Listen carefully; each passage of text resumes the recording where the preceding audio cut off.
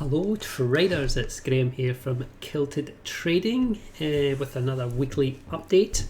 Got a couple of things to go through. Firstly, we will go straight into the new release of the Kilted Nessie. That's up there now, available on TradingView.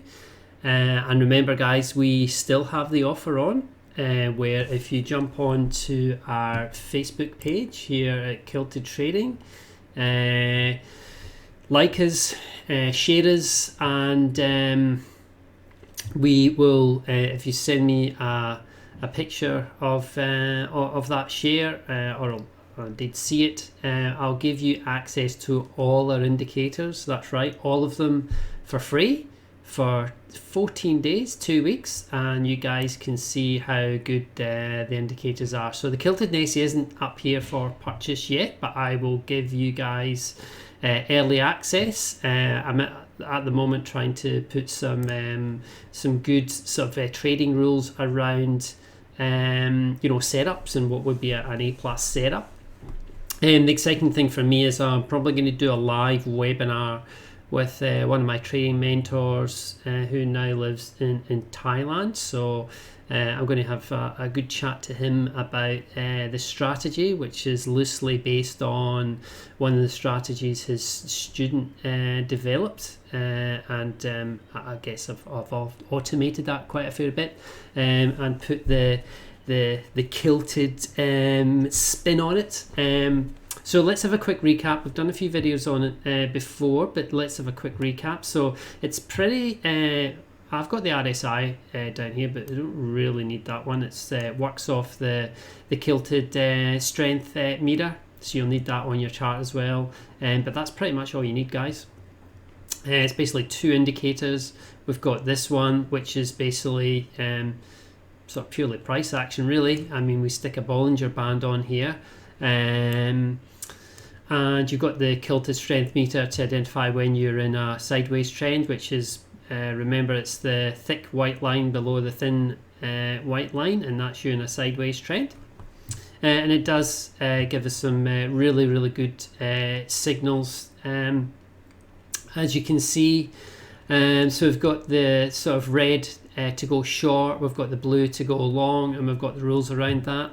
And one of the things I am picking up is it does a nice job of actually picking up, let's see if we can see them, some sort of double tops and double bottoms is what I've found. So that's forming some of my rules around when you want to take a good trade. So when you look left, you see another sort of resistance point up here, which is you've remember on the 30-minute chart here. So we've made a resistance level again, and it's painting another short, and we've sort of met the rules here, and we're coming off this sort of push up, and we're back into downtrend again. So yeah, that's a really good setup. So as I say, I'm refining some of the rules so that I give you good setups. Certainly I've been trading it, and I think I shared some results with you guys last week in terms of percentage wins, which is really good. But one of the other things that you can do with it, and it'd be interesting to have a chat to Scott on this, is he trades... The system that's sort of built on is it uses two modes, which is mean reversion and sort of trend mode. So the system that Scott trades is he takes trades in both sort of directions, and he's trading off 2-minute charts, which was I find just really difficult. And switching between the mean reversion and trend trading, I find particularly tough. But on the 30-minute chart, it's a lot easier, I find, and it suits my style of trading. One thing I'd like to point out is here's another one where you've got sort of, look at this sort of bottoming out here of price, and we've painted one here, so we've got almost like a triple bottom here. But you've got eventually you come into the end of this downtrend, and then you've got this long painting. It sort of meets the rules here, So we're starting to widen the Bollinger Bands, which is nice because you've got a little bit more room to trade for to get your 1-to-1 to risk to reward ratio. The good thing about this is when you get this particular setup, and I know Scott gets a lot of questions on, when he sees this even in a mean reversion trade and it goes off, why don't you take it? Now he's a mechanical trader, and I'm sort of leaning towards that as well in terms of rule sets, which I think is really important. And I guess this is a kilted slant on things, because we've got the kilted strength mirror down here. What can play in your favor with some of these setups is you're in the mean reversion mode, right? So you're going this sideways movement, right? And then you've got this signal coming up and you're still in the sideways movement. So you take the long, right? So it meets the rules. We're sort of far enough separated apart in the Bollinger band. You can see here over here it's quite tight, but then we've sort of expanded out a little bit and you've painted this long. It sort of meets your general rules. You get in long probably here. You've got your stop loss down here, and this would be what it would look like with a sort of 1-to-1 risk to reward ratio. However, what you see playing out here before it's actually hit its take profit, would it? You can see that you've now taken up. You've got the blue above the red, right, which is indicating it wants to go long, and then you're seeing this push up here to the upside because you get the blue above the red, and then you've got the white dot here, right, which is signaling you've got some strength in the trend, which is then bringing this move in. Now look how long this has actually played out for, guys. It's you could take this whole move up here in a sort of trend-based system. Indeed, you could actually just move your stops as under the last swing low, and then just trade it like a normal sort of trend-based strategy where you're basically letting the market take you out. So move your stops up as you come under the last swing low.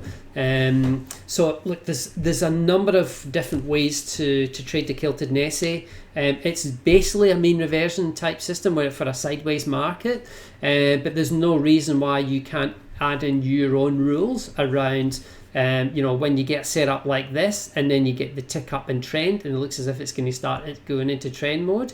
You can trend it and expand the actual win. So if you looked at this one where it would actually take you out, you could have literally let the market take you out with, it would have probably been up here if you're moving your stops. It would have probably taken you out. You'd have probably even ridden up as far as here and go out here. So you'd have probably, what would that be?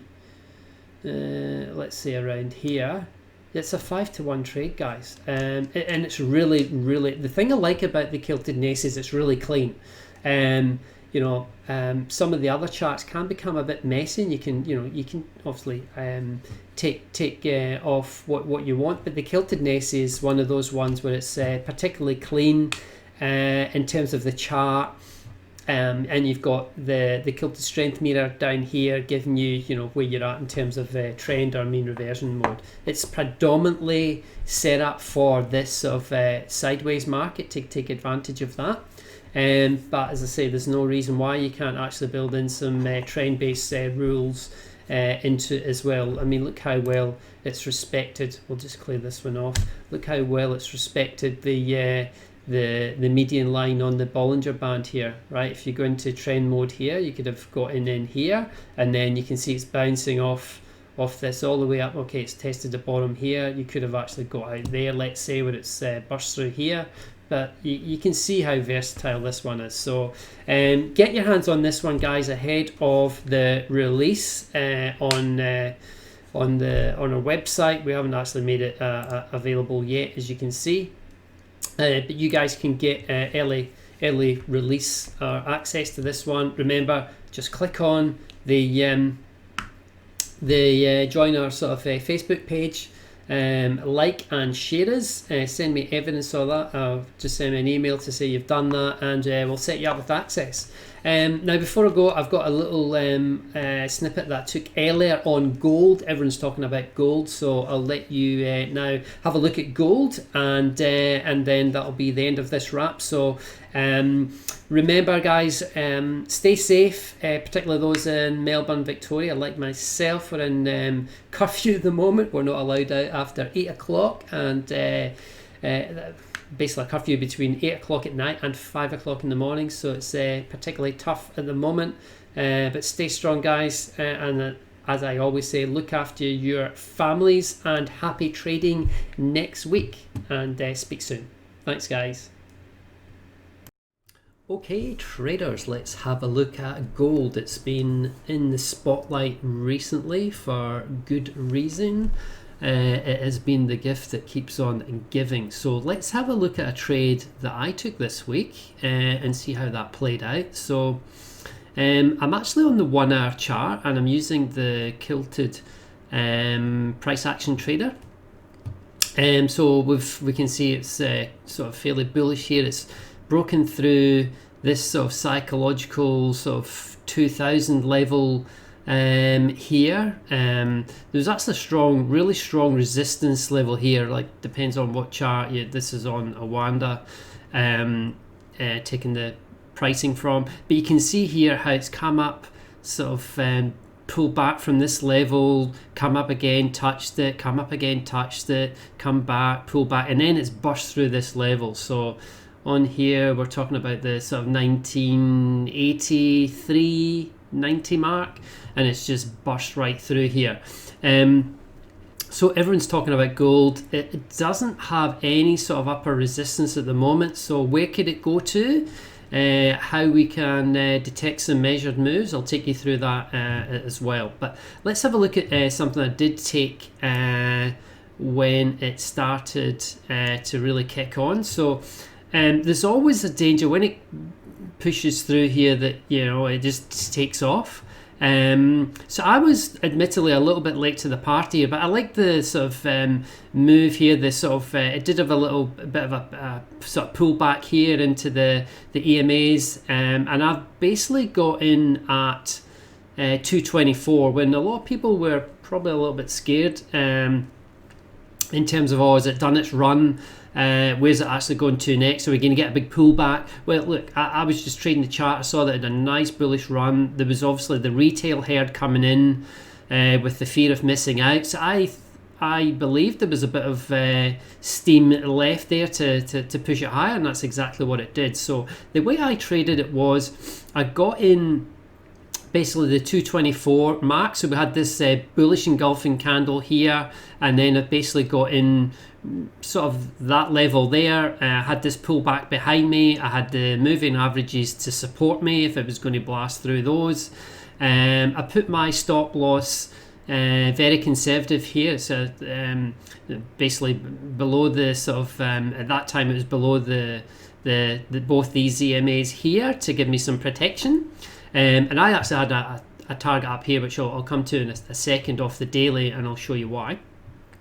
But the way I traded it was I had a really nice move up, and it was getting up here, and you know, we had the non-farms coming out, payroll, so I decided to basically play it fairly safe. So what I did was it was around about this swing low here. I basically put in sort of trailing stop, if you like. So I said, well, look, it can either keep on going up or it's going to pull back, but I want to lock in some profit. So what I did is I set my moved my stop loss from down here to up here, so we could lock in some nice profit at 246, and that's exactly what it did. So it's gone up, and then it's sort of gone as high as 276. And then it's sort of retraced back here, and indeed it's actually shot through both the moving and averages, and I've let the market take me out here. So it was a good trade. Look, you know, it's never a bad thing taking banking some profit. Could it have gone higher? Yeah, absolutely. But you know, I've I've locked in some profit, and I've let it come back to me to take let the market take me out. So all in all, good trade there, guys, and that's how I managed that trade with 2,096 pips there. So it was a move of from 224 to 246 is what we locked in there. So it was one of only I think 4 trades I took last week, and this one was certainly a winner, which was good.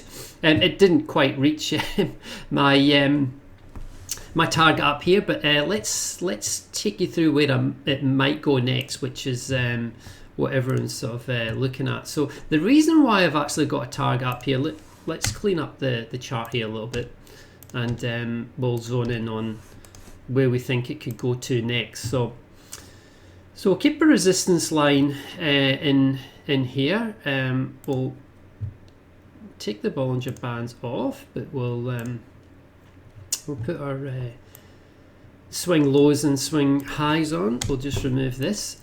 So one of the things I've been looking at recently in terms of market structure, and this one's actually a good one to talk about. So I mean, where do you go to when you don't have any upper resistance? Because it happens quite a lot in stocks as well. You know, you hear of stocks hitting all-time highs, and you think, okay, where to next? Well, you know, that's you know, can be quite difficult to predict, but I love those. I have to admit, I love those. When you have no overhead resistance and you've got a bullish market, that's a great trade. So how do I break that down? So one of the things I've had a look at, every day's a school day, I guess, but one of the things I've seen that's quite popular, and it's something that I've sort of built into my trading tools, if you like, is predicting or trying to predict how high it can actually go using the Fibonacci retracement extension tool. It's a really good tool for good reason. A lot of professional traders use it. A lot of the bankers, you know, this is what they'll have in the chart. They won't have a whole lot of indicators. They're just trading purely price action. So one of the things you can do, which I found that works quite well, and you guys can try it as well, is when you have a burst through of a key resistance level and you don't really have much overhead resistance. You can see here, you scale along, we're back to 2018, and there's nothing above you here, right? So you then have a think, okay, where to next? So what you can do is use Fibonacci. So what we can do is we can go to sort of the last sort of swing low, significant swing low before we've actually burst through here, and actually draw the retracement. So we'll just take this off as well. You can see it a little bit cleaner here. So we'll go back to our last sort of significant swing low, and we basically go to where we broke through, which is this level here, so the 0 line, and then you've got your 100% extension here, and this is why I've dialed in that sort of upper target. So that's where I'm predicting it's actually going to go to next, and the way we're going to trade this, or what I'm looking for this week, is basically this pullback to continue. Okay, so we've got basically, if we let's see how this stacks up on the fib retracement as well. As if we take, say, actually we can go here and see what it's going to pull us back to. So if we go off there roughly, lo and behold, we're back to this resistance line. Look at this. So we've got, anywhere you're drawing fibs like this and you see these significant levels interacting. Now I know it's a little bit difficult to see here, guys, but this level here, this resistance line here, right, which is this level, this key level that we broke through, and that's actually, if you take the measured move from where it's sort of tipped out at the moment, and a retracement on the fibs, is right back to that resistance line, okay, on that fib, which is a 50% retracement. And that's why we always like to see this retracement back of resistance that becomes support and then provides the launching pad to go higher. Okay, it is simple as that, guys. So what we'd be looking for, if we just remove this one from the chart, is we're looking for a move something like this, which is this will continue to move down. So this is the retail herd sort of getting in. This is Wall Street and everyone else, big boys, banks, basically taking all the profit. Okay, so there's a lot of profit taken here. And what's happening is they'll basically let that continue to pull back. There'll be more profit taken as these guys start to close out their positions and go, oh God, I'm starting to lose money here. So everyone starts bailing out. It'll come back to this resistance come support line, and that's where the bulls will be loading up again to basically take it long. All right. So my predicted sort of take profit target is up here at the 21 sort of 80 mark. Now that's a rounded number. So what we like to do is go probably a little bit more conservative, a little bit shorter there. Even the 21.47 would be a good target zone shy of this.